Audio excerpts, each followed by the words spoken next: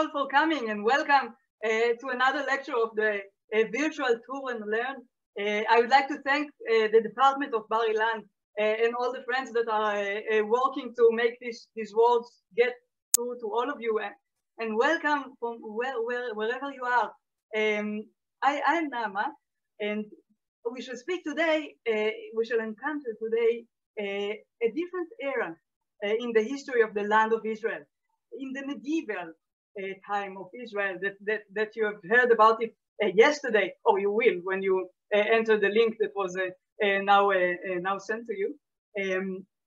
We are going back about 800 years to the 13th century, the time of total chaos and interest in the land of Israel, a time of Crusaders, Franks, and Ayyubids and Mamluks, and Mongols. Here we shall focus on the Mongol effect on the land of Israel, and we shall do so focusing on one site.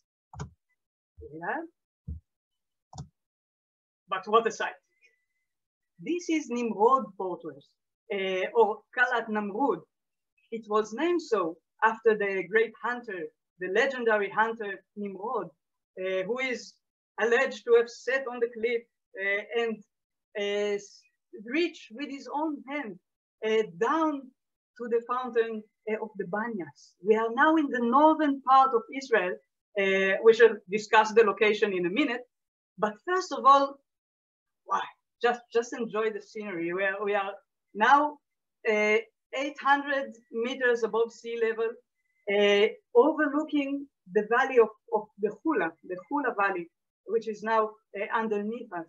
This is the largest of the medieval fortresses in Israel today. And I'm not objective, but it's one of the most beautiful places on earth. The name of the fortress, the contemporary name, is Kalat el-Subeiba, the fortress of the cliff, which is an obvious choice of a name. But for two times during the 13th century, this fortress stood as a gate between two different worlds. At the first time, it was two worlds, the Christian or Crusader world and the Muslim or Ayyubid. And at the second time, it was the Muslim world of the Mamluks this time, and the Mongol one, the Mongol world. But first of all, we have to see where we are. So please all enter the bus. And wow, we are in the north tip of Israel today, in the north of the Golan Heights. We are on the slopes of Mount Hermon, which is occasionally snowy, which is a great scenery to see. And as you can see in the more detailed map, we are not far from Tyre in Lebanon, on the one hand, and Damascus in Syria on the other hand.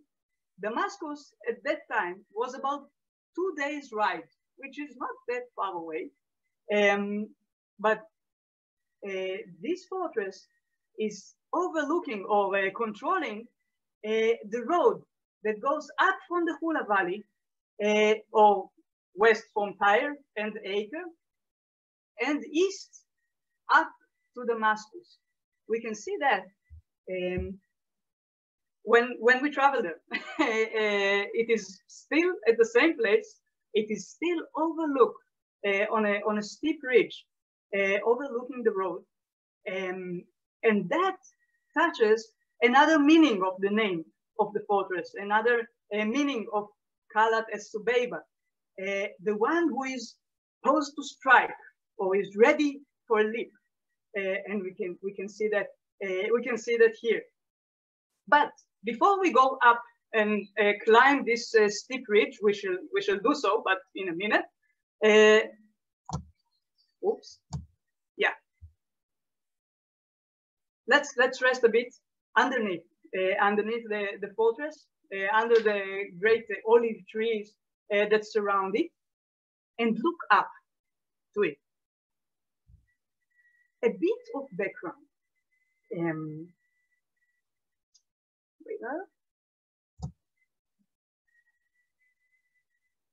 If we are now in the beginning of the 13th century, but not in the Nimrod fortress, but far to the northeast, in the Mongolian steppe, the wave that began there in Mongolia would reach the fortress.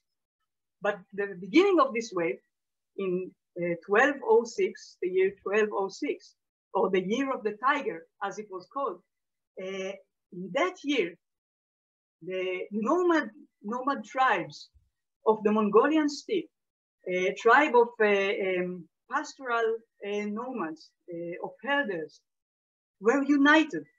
They were officially united by one of them, an elder nomad. He was about 40 years old, Temujin, who would later be named or titled Genghis Khan. He united the different clans, clans that, as you can see in this painting, 14th century painting of the writings of Rashid ad-Din, these tribes often struggled each other, fought each other. They were not the best friends of all. Some of them even spoke different dialects, different tongues, but they had a mutual tradition, a common ground of ideas and beliefs, a common ground of a way of life, the same pastoral nomadism, of herders that track very specific trails, searching for grass and water, or as they were named in a Mongolian source, the secret history of the Mongols, written at the time, they were named the people of the felt tents, those who live inside tents of cloth. And as you can see, they continue living here even today. Of course, they have cities. There are cities in Mongolia, but these felt tents are still appeared and still in use and still on the move. Anyway, the energy of inner struggle between the tribes themselves is now directed outside to the settled world, to the settled civilizations around it. First of all, east to China, and then also west to the Muslim world. In this motion, they created a vast empire, literally the largest land-based empire in the history of man. Here we can see it at its height, years after Genghis Khan himself died. We can see that it spreads from the Pacific coast, from China, and on to Europe, to Eastern Europe. They did so, as we can see here also in the drawing and in the picture, by riding horses. We continue. As the Mongolian steppe is in a verge of unification, let's go and see what happens in the land of Israel on the eve of the Mongol advance. Wait up. I hope, okay. Yeah, okay. Again, unification and division. The land of Israel in the beginning of the 13th century is a land deeply divided, not only between the Franks or Crusaders on the one hand, and the Muslim side, the Ayyubids, the descendants of Salah ad-Din Ayyub. Each of these sides, of these enemies and allies, each of these sides is fractured and divided within itself. If we take the Latin side, the Crusader side, the Latin kingdom of Israel, the Latin kingdom of Jerusalem is now the second Jerusalem, the second kingdom of Jerusalem, which has lost the city itself and now is centered in Acre. Despite a lot of intellectual activity, commercial activity, which is inside the Frankish principalities. There is a very certain lack of central authority. The same goes for the military side, for the military orders of the Crusaders. Then again, there is no one military order, but several, and they don't usually agree with one another. This state is reflected also in the Muslim side. If we take the Ayyubids, the descendants of Salah ad-Din Ayyub, which in the Battle of Hattin decades before had crushed the Crusader force.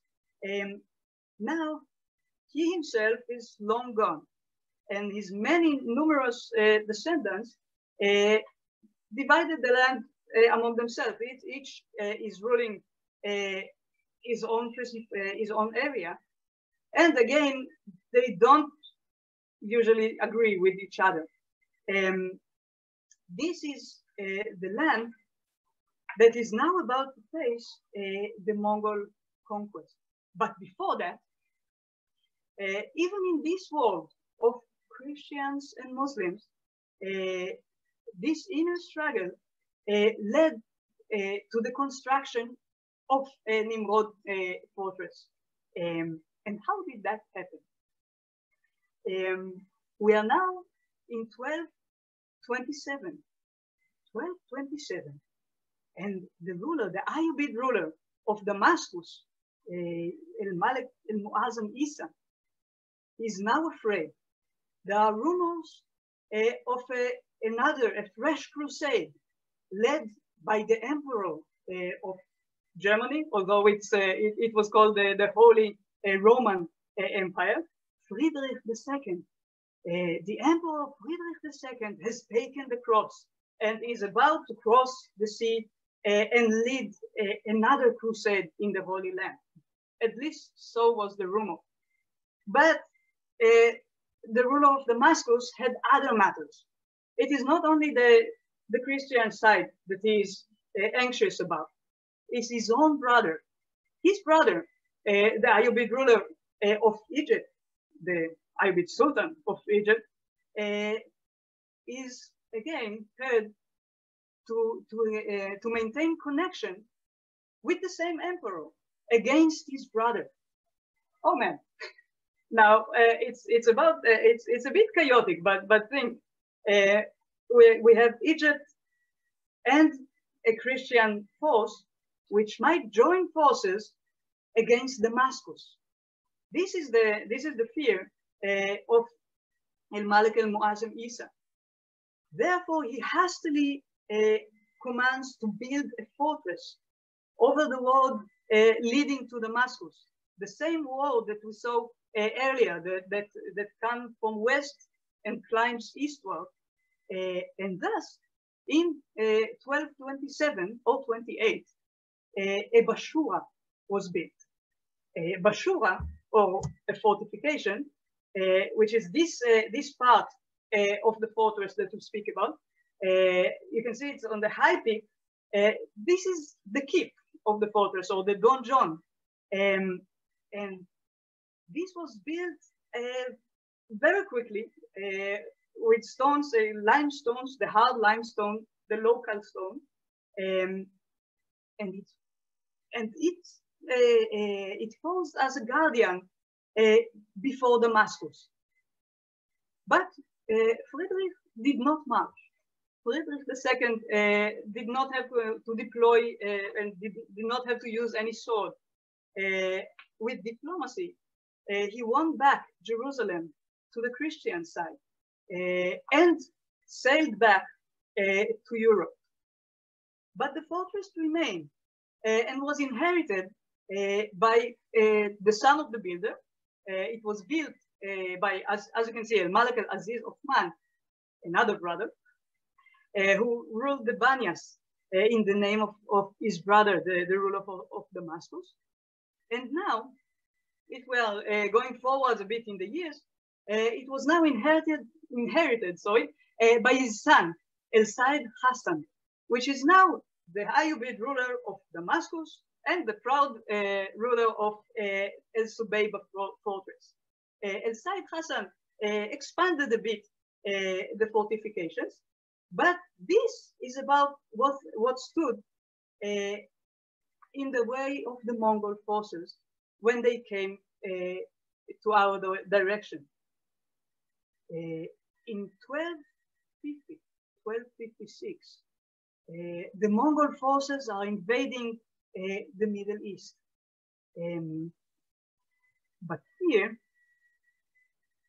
if we spoke about the Mongol army a bit, and we spoke about mounted archers, again, against this fortress, high on the peak, what can we do?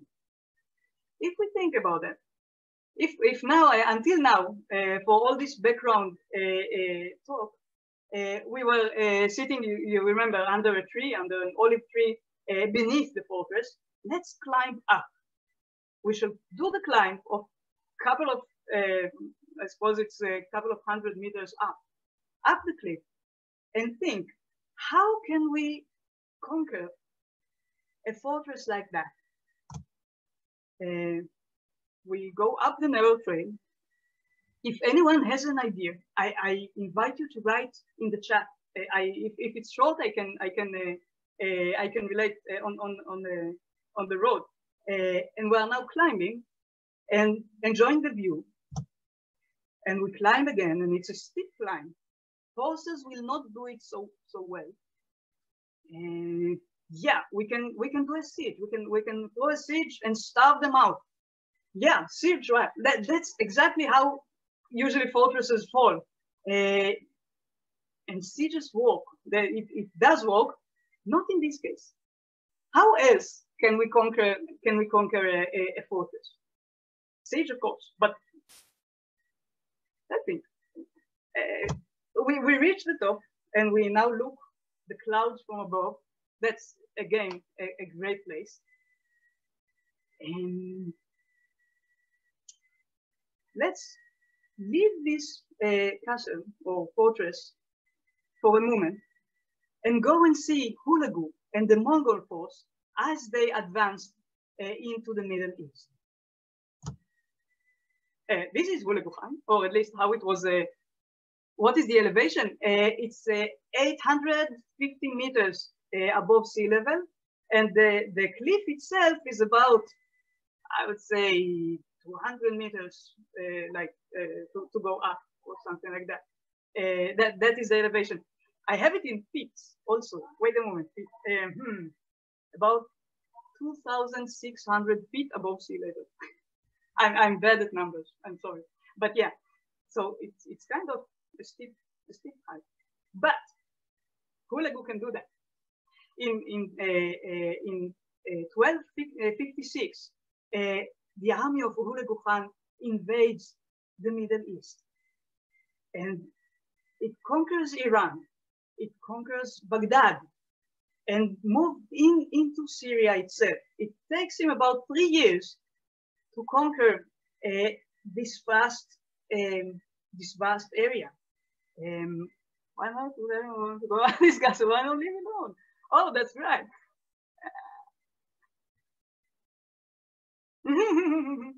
Yeah, of course, we can leave it alone. But first we have respect. And then it is never only the fortress. When we visit it today, you're right, it looks like a way. It's far from the road. You cannot throw anything that will hit anyone who goes down there. The fortress itself is nothing but a beautiful place. But the people inside it, the garrison inside it, can make the life very hard for those who want to go to pass beneath. And this is something that usually rulers would not like to do. So how to conquer it? Hulagu uses everything that it has. The same, the Mongol army used everything.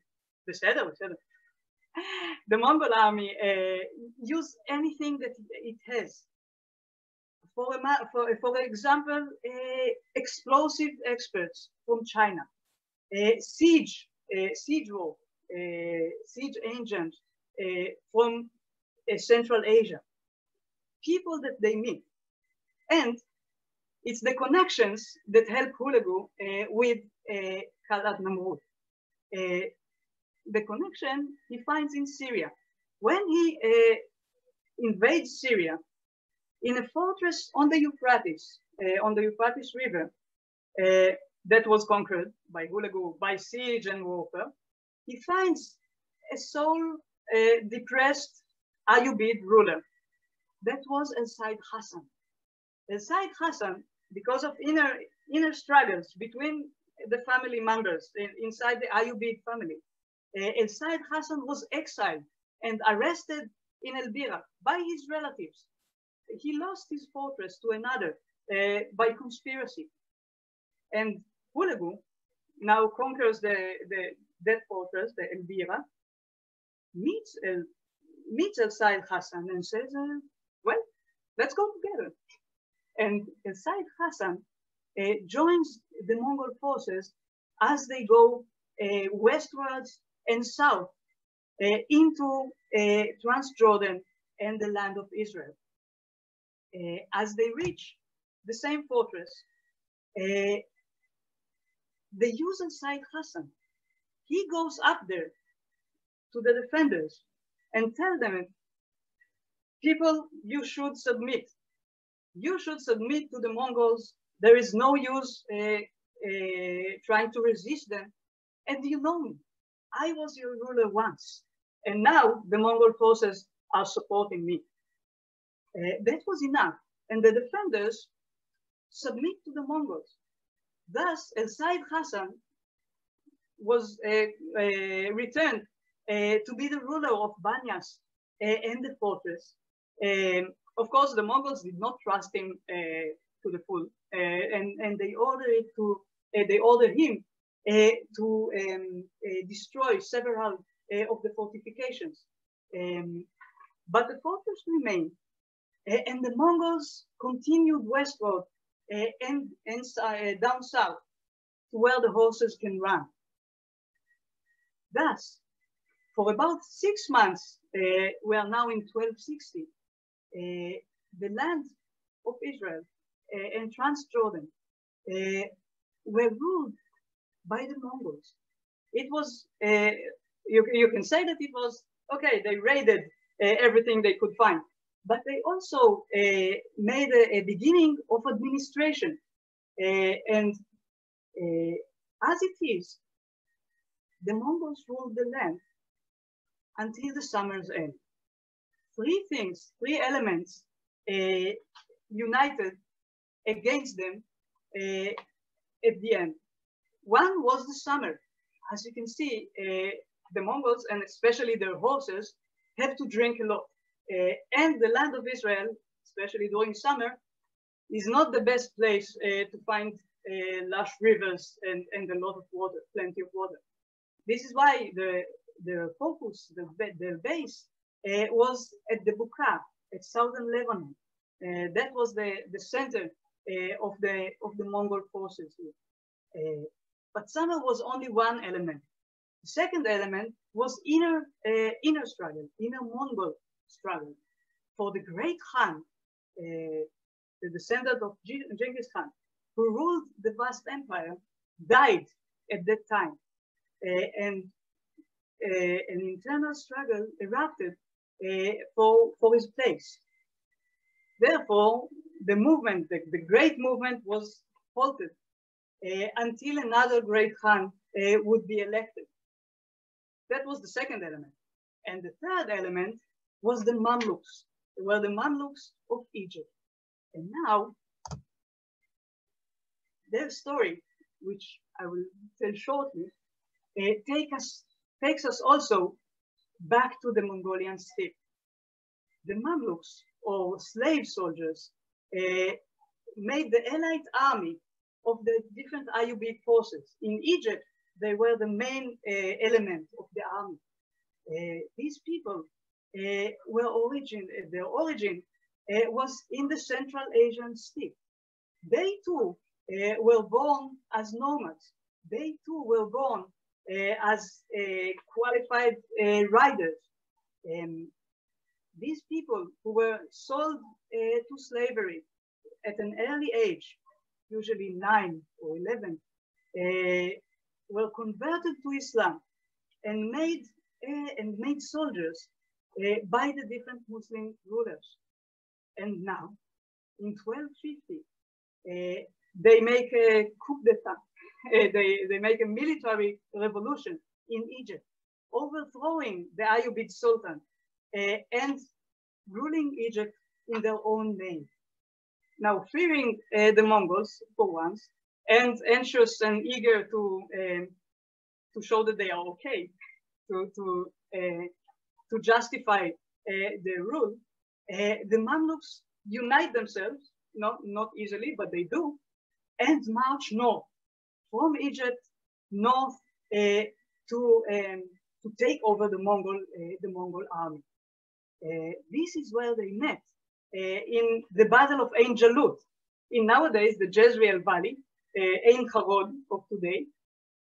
In this battle, the Mongolian force and the Mamluk army are clashing in a kind of a world war when the Mongol army is defeated and scattered, and the Mamluks are overtaking the land of Israel and a great part of Syria. The border between the Muslim Mamluks and the Mongols is now settled on the Euphrates River in the north of Syria. But it was not the end of the story. It was only a beginning. And this is reflected if we are going back to the fortress. Wait up. Yeah. When the Mamluks take over the land, they begin another era in the history of the land of Israel, the Mamluk time, which would continue for 250 years. But the base was the early time, the early Mamluk time. This is when Nimrod fortress or El Subeiba fortress is expanded. If we see that higher peak, the keep that we saw earlier, that is the Ayyubid base. But all the towers that we see and the wall that we see now coming over to us, they are all new buildings, Mamluk constructions. The Mamluks take their time, and in about 15 years or so, they erect 6 new towers and largely expand new 2 complexes. And they do it not in a hasty way and just make it happen. They do it very carefully. We can see that for a moment in the beautiful tower that we can see here. That was the name, at least for today. The beautiful tower that we can see, it was an octagonal tower. And the stones are carved very carefully. The mason work here is exquisite. Same, another thing, if we are looking at the different stage of the building, this is Hebrew, but I'm sorry, but anyway, we can see a bit. If we see the Ayyubid first stage, and then a bit the expansion of it, the third stage is the Mamluk one. You can see the great construction that was made here. They used very large rocks, very large stones, in order to expand the western complex. We can see that in the map here, and it was supported by arcs, by different arcs. These arcs made what is now called a secret passage that we can see here. You can see the size of the stones, although the man here is very, very small, but still. This secret passage leads from this western complex and outside to a hidden door on the outer wall. And the symbol of the Sultan, that is the second Sultan and the most important of all, the second of the Mamluk Sultans, Baybars, Rukn ad-Din Baybars.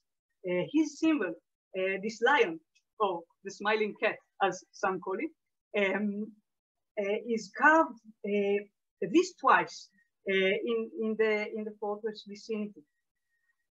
What we see in Nimrod fortress is reflected in the entire land of Israel.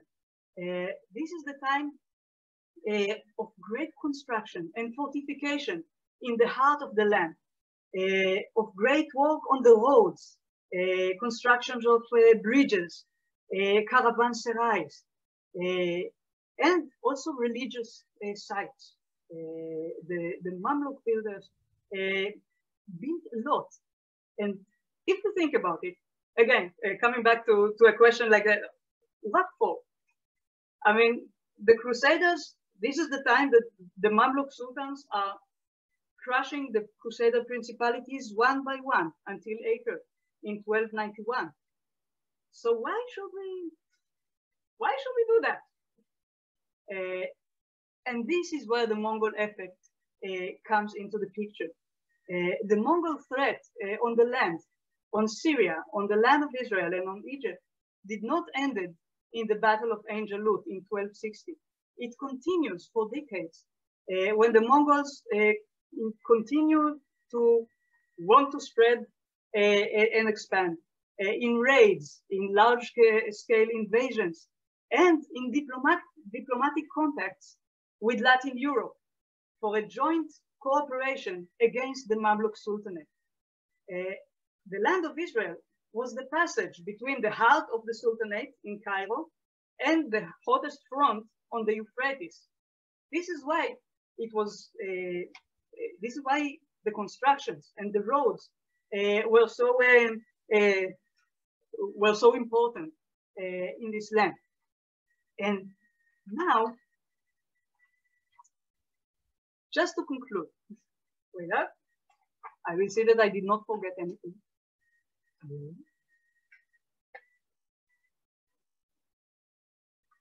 No, I did not forget. To conclude, and this is Mount Hermon at sunset.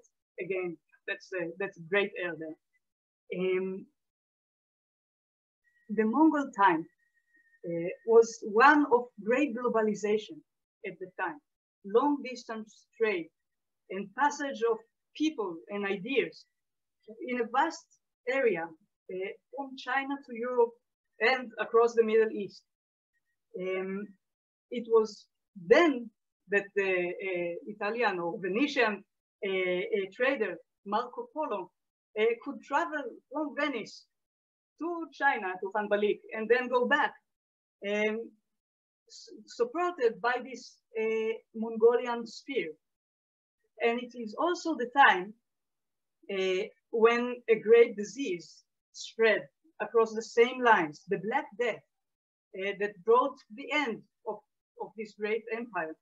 The Black Death that traveled on these lines of commerce from China to Europe and across everything that between. But again, this pandemic of that time did not halt the great waves of the human motion, because 200 years later, after the travels of Marco Polo, the book that Marco Polo wrote, if fact or fiction, but again, this book was found at the pouch of Columbus, of Christopher Columbus, when he went out to eventually discover the New World. So with this, I would like to say thanks for your attention. Sorry for my bad English, and I'm open to any question. And again, thanks for listening. And of course, join our department and write with us.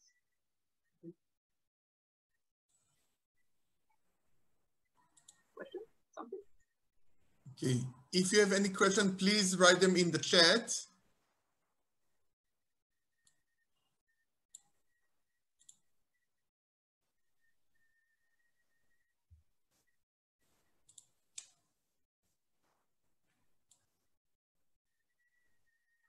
Yeah. Thanks, Bill. If the fortress was in use in subsequent eras, it continued to be used through the Mamluk era for about 250 years.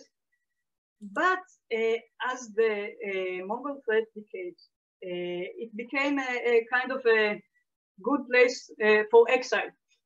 They would every noble that they want to get rid of, they would exile him to El Subeiba.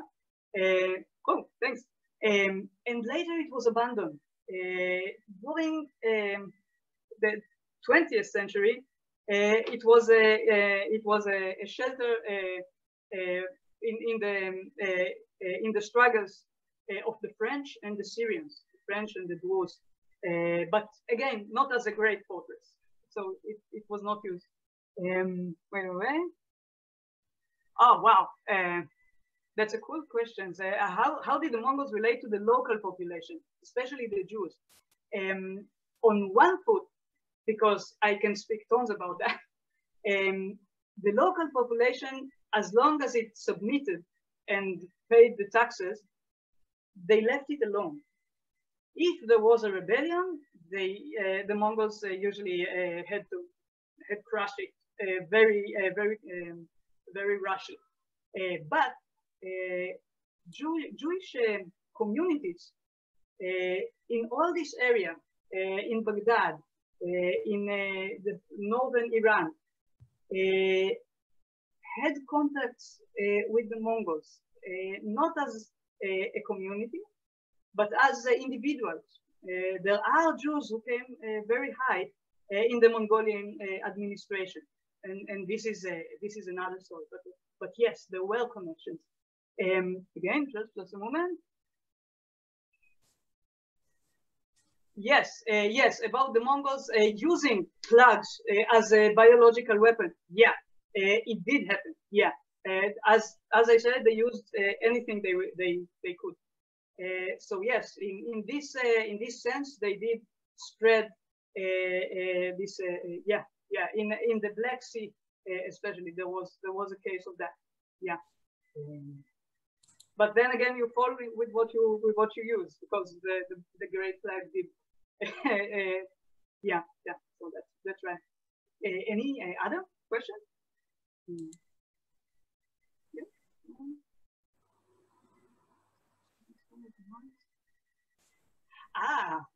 The mice under the foot of the lion. Whoa! Wow, that's a great question.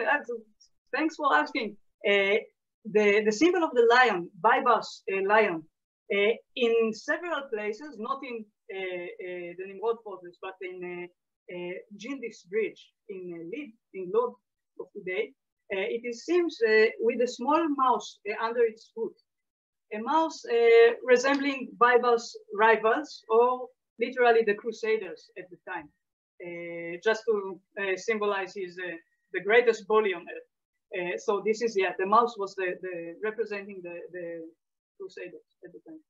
Yeah. So we always hear about Mongolians in China. Well, thanks. That's great. Yeah. Well, question about. So thanks, Ellie, for your question. Who were the first to build a fortress on the site of Nimrod? There is a good article about that, by Ronnie Ellenblum. The first to build the fortress were the Ayyubids. Literally, that El Abdelaziz Othman in 1227. There was a notion, an idea, that it was the Crusaders that built it at first, but that sprang because of a confusion between the fortress on the cliff and Banyas, the small town of Banyas on the fountains down below. Banyas was a Crusader point. But Kalat Esbeiba, or the Nimrod fortress was Muslim built, and that is because all the inscriptions that were found there, and there were many, all of them are in Arabic. There is no sign of Christian masonry there. Who was that? Ah, yeah. So I hope I answered that. Any questions?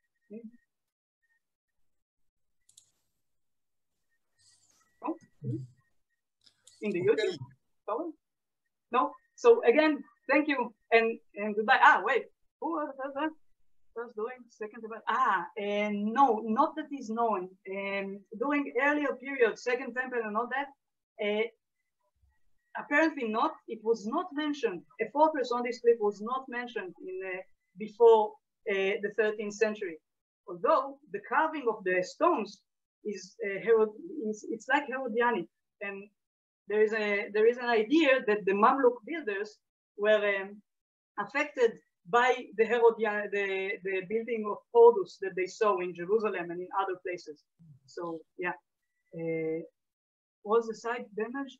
No, during the 6-day war, no, it was not damaged. Not that I know. At least there was an earthquake that damaged it.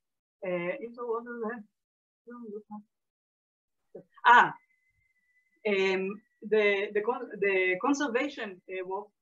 First of all, it was not damaged during the war. There was an earthquake but decades ago that shook it a bit, but it remained as it was. And the conservation work, it's a smart one. They don't rebuild it. Almost they don't rebuild it. They continue to resemble how it is now. They do make stairs and all that, but until now it is not rebuilt artificially. Not that I know for this. Okay. No? Okay, so. Okay. Well, so there. So thank you. Well then. Thank you. Mamluk Islamic as well as the Mongols. No, the Mongols were not Islamic, at least not in that time. The Mamluks were Muslims. Yeah. So thank you and goodbye.